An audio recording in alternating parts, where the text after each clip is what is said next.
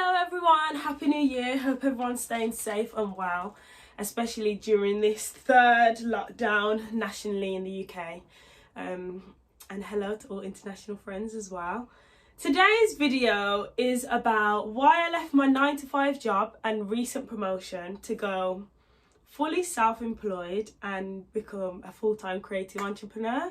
So I've created this video just to share some tips and journeys to share some tips from my personal journey of transitioning from an employee to now becoming an employer, and just some mistakes I made along the way. I want to share those as well to hopefully just help anyone who's thinking about making that bold step. Maybe you're a little bit scared, or maybe you've just made that step and you're looking for extra advice on how to sustain yourself and really flourish in your entrepreneurship. So yeah, let's get straight into it.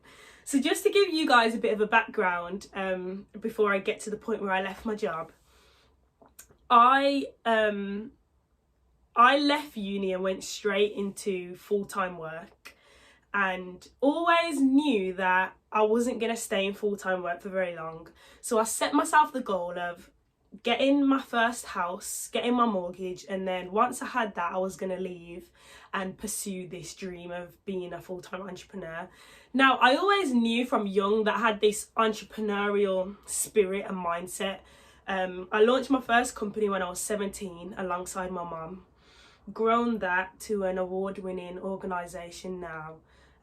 Still lots to do, but really humble at how far it's grown, really, how far it's come in such a short space of time. So I knew from early on that I was destined to be an entrepreneur, but I still wanted to give myself a safety net and kind of a B plan before stepping out into that world. So I actually went to uni, studied as a teacher, graduated, and like I said, went straight into full-time work. So I set myself the challenge of getting a house alongside my fiance in a year's time, staying in the job for a year, and then pursue my dreams. So that's kind of what I did. I was in the job for a year and 2 months when we got our house, so 2 months late, but hey ho. And then I kind of was like, okay, I'm supposed to be leaving now, but I've got a wedding to pay for, so I'm not sure if that's the best decision to be making. Like, should I just stick it out for another year, save up for the wedding, get the wedding out of the way, and then think about full-time entrepreneurship after that? So I talked myself into staying for another year, but I'd already got bored of the position that I was in, because I'm quite enthusiastic and bubbly. I like to have my hands in quite a few different things to keep me on my toes. So after a year in that job as a primary school teacher, I was like, okay, I'm a bit bored now, like what's next? So because I knew I was staying, I was like, okay, let me transition within the job. So I actually got moved to a new job within the same school, that is, and I was due to start that job January 2020, and I did, which was great. And it was a significant pay increase, which was really, really good. More aligned to the age group I wanted to work with. So I was like, okay, this is really good. Teaching the subject that I love, which is math. So I was like, oh my gosh, God is just blessing me. This is exactly where I'm supposed to be. I was quickly about to find out that I was absolutely wrong. So I started this job in January 2020. Again, with the goal that I'm going to spend a year here and then cool, that's me and employment done. So a year into this job, I just felt my creativity just draining. I had no time to focus on my company. I had no time to develop my creativity as an artist and as an entrepreneur. And I was just really, really unhappy. And this was only a month in. So yeah, the money was great. Yeah, the job prospect seemed great, but yet still I was unhappy. So I was coming home and my fiance was just like, okay, you're not flowing how I like to see you flowing. Something's not right here. But I was like, okay, look, I'm going to stick it out, because remember, we've got the wedding to pay for and other commitments. So let's stick it out. Let me just ride the wave. You know, I'm in a new job. Maybe I just need to find my feet. So I gave it some extra time. I gave it another month. At the end of February, reviewed it again, and still unhappy, still lacking creativity, because I just had no time to pour into myself, because those of you who are teachers will know it's just so time consuming and the hours are just ridiculous. So I was like, okay, I spoke to my mum, spoke to my fiance, and I said, I think I'm actually going to ask them whether I can go part-time. And then I've got the rest of the week to focus on, you know, my endeavours. Plus, I'd recently released a new book. I just had my first book launch and I was buzzing off of that and getting lots of inquiries to come and do some talks at schools, work with young people across the country, really, and wasn't able to commit to a lot of those endeavours because I was in a full-time job. So I was like, okay, part-time seems like the perfect fit. So as brave as I am, I went to my boss and I asked, and they said no, because obviously I was new to the job. What they're probably thinking, what is this girl even thinking? She just needs to humble herself and stick in the job that you're in. So they said no, but they said they're willing to review it in a couple of months' time. Now, a couple of months' time, I was thinking, I haven't got this kind of time, because when you release a book, lots of people who authors, you'll know there's a certain spark that your book has, and when that goes, it goes. It's difficult to bring it back. So I was thinking, if I wait a couple of those months, a lot of these opportunities that I hear now are not going to be there in a couple of months' time. I'm still going to be unhappy, and you know, my creativity is still going to be lacking. So I was just thinking, I haven't got that time to wait. So I thought, okay, maybe I need to repropose it. So I remember asking again. It was still a no, obviously. So I kind of thought, okay, maybe I need to just take matters into my own hands. So February, I remember praying and communicating with God and saying, look, Lord, I'm really unhappy in this job. It's not even that it's the people, it's not even that it's the environment that I'm in. I just know where I'm called to be, and it's not here. So I need you to give me a sign, Lord. Carve out some kind of way to speak to me, and just let me know what are the next steps I should do. Should I hand in my notice and take that bold step? Should I wait? What should I do? I was in a place where I just didn't know whether to go left, right, up, down. So I prayed that evening. I went into work the next day as normal. And I remember getting a visit from the head teacher. She came to see me and she was saying, you know, we can tell that you're not fully committed to this job. And I was like, I'm going to be honest, I'm not, because I've got other endeavours and I feel a little bit torn. Hence the reason I asked to go part-time. And I remember she said to me, I know you've just wrote a book, but I need you to park it to one side and focus on the job, which was fair enough. You know, she's a head teacher, she wants her staff to be committed. But the moment I heard park your book to one side, you know, the 2 and something years I've just spent writing this book, it's out now, so yeah, leave it. The moment I heard that, I literally closed my eyes and I said, thank you, God, for confirmation. That was the confirmation I needed. Not to be disrespectful to anybody, but I think that was the confirmation I needed. You know, these are the things I'm passionate about. You know, my company's dancing, creating in all forms, whether it's dance and choreography or writing a book. Or so to be told to park that to one side, I just said, thank you, Lord. Within my break on that day, my notice was written, because I didn't need to think about anything else. You know, these are things that I'm passionate about. And whilst I understand that as a head teacher, you need your staff to be focused, that was the last thing I needed to hear. So the next day, my notice went in, and obviously that evening I came home and I made sure I was applying to some part-time roles.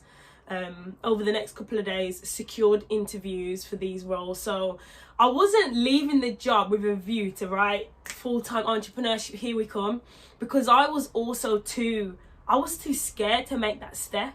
So I was leaving with the view to find something part-time, to give myself that fallback safety net, and then also just to pursue my dreams, run my company how I want it run, set up some new companies, be able to do more jobs as a dancer and a choreographer because I've got the time.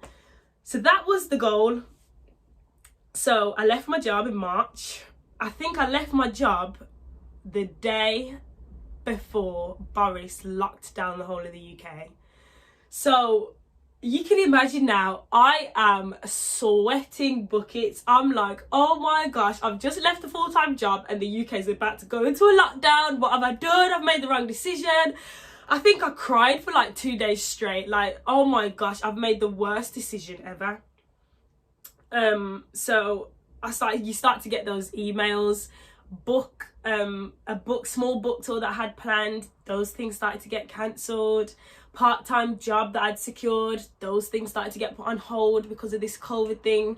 And slowly but surely, my email inbox was just cancellation. So I was just like, oh my gosh, God, I thought you gave me the sign. I thought God gave me the sign. Had I just made the biggest mistake of my life, knowing that we've got this wedding coming up to pay for, knowing I've just got this new house, mortgage needs to be paid, I'm driving a nice car that needs to be paid for. There's all of these things that are running through my mind and I am just sweating, stressed and overwhelmed.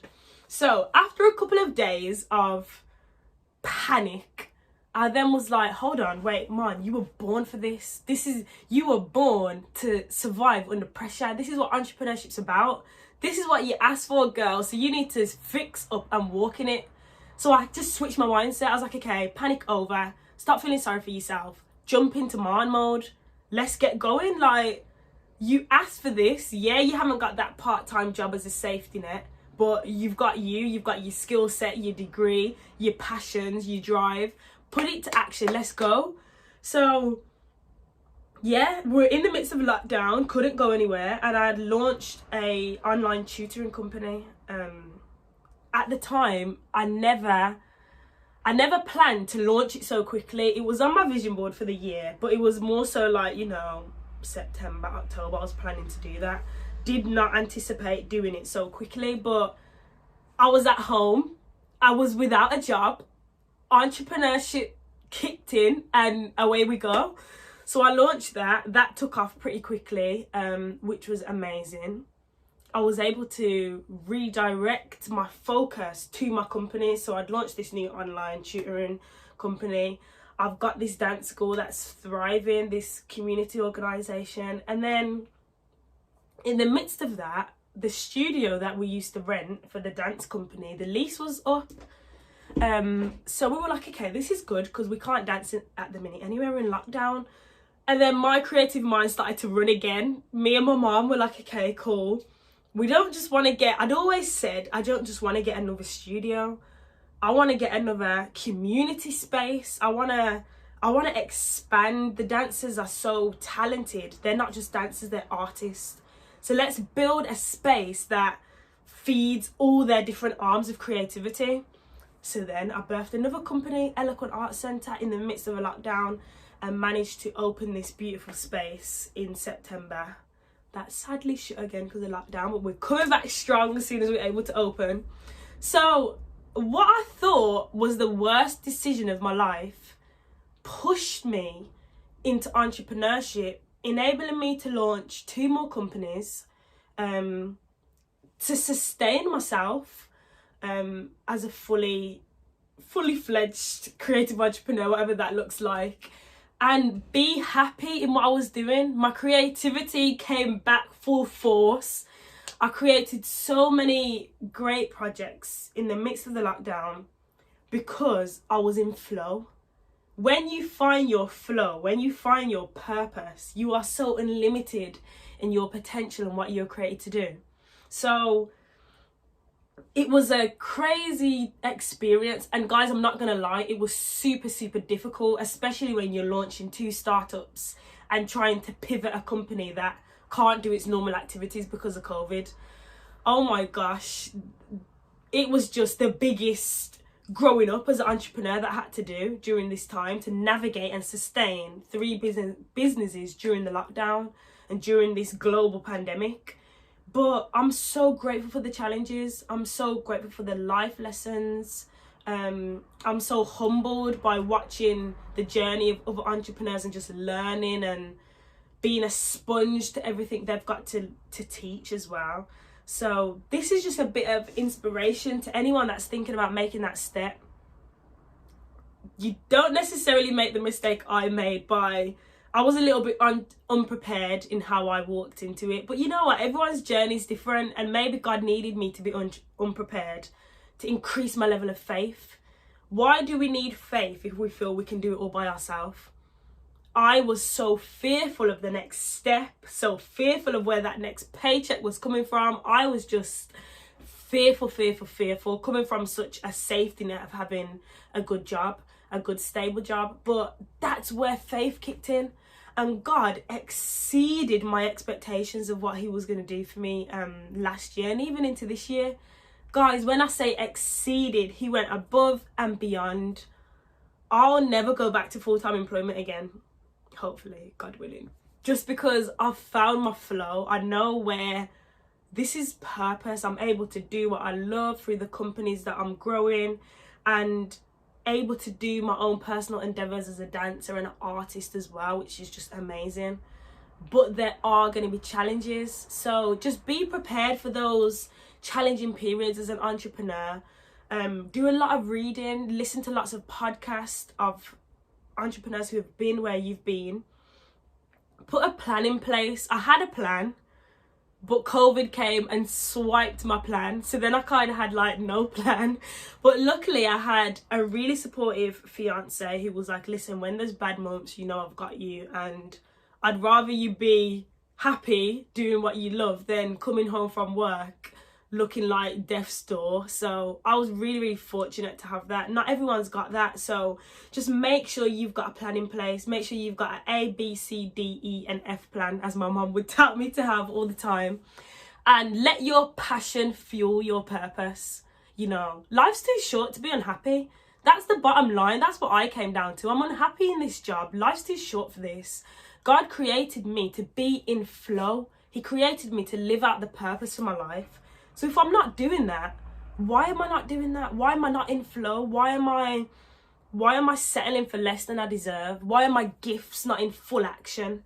And you can feel it within yourself when you're not positioned where you need to be.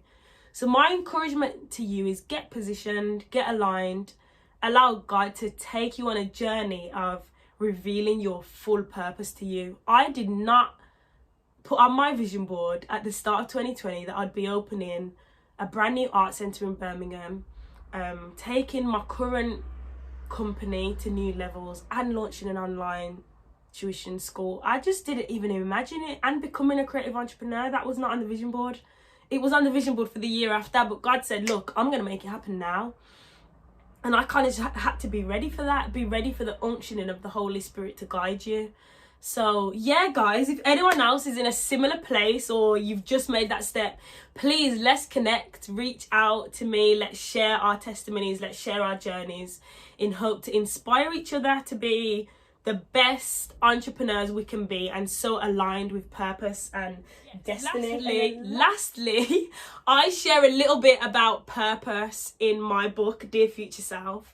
I'm going to put a link in the bio for you to grab a copy if you haven't grabbed one already. There's a whole chapter on purpose, walking in your calling, finding your calling if you're not sure what that is. So yes, guys, if you need a little bit more guidance in this area, grab the book from my website or on Amazon and enjoy your read. Entrepreneurs, let's connect. Everyone, stay safe and blessed. Bye.